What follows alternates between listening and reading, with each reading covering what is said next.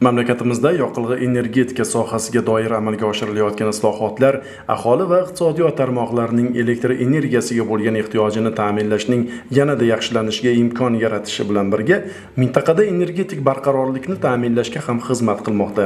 Eng muhimi, bu boradagi ijobiy o'zgarishlar, yangilanishlar odamlar hayotida namoyon bo'layotir.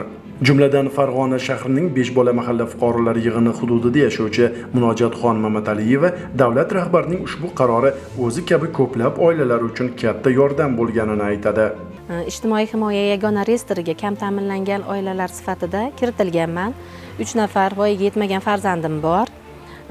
O'tgan yili 2024-yilda kuz va qish mavsumida gaz va elektr iste'moli uchun bir martalik 270 ming moddiy yordam va noyabr-fevral oylari uchun kompensatsiya to'lovlarini oldim.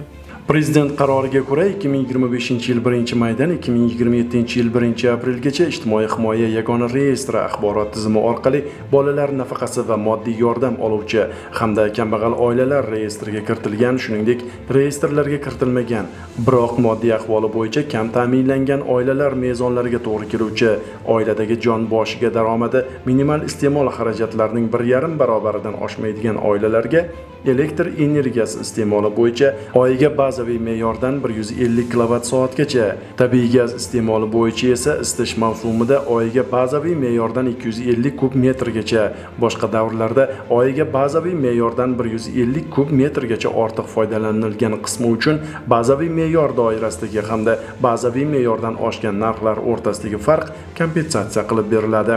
Hozirgina inson markazidan xodimlari kelishib, menga xabar berishdiki, o'sha bir martalik yordam 270 ming 1 million so'mga yetkazilibdi.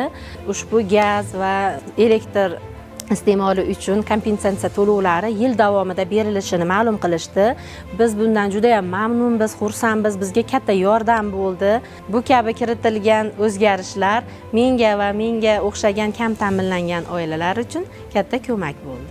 Farg'ona shahar inson ijtimoiy xizmatlar markazidan olingan ma'lumotlarga ko'ra 2024-2025 yillar kuz-qish mavsumida elektr energiyasi va tabiiy gaz iste'moli uchun shahar bo'yicha jami 1287 ta oilaga qariyb 89 million so'm miqdorida kompensatsiya pullari to'lab berilgan. Shuningdek, 6619 ta oilaga jami 1 milliard 787 million so'm miqdorida elektr energiyasi va tabiiy gaz uchun bir martalik moddiy yordam pullari to'lab berilgan.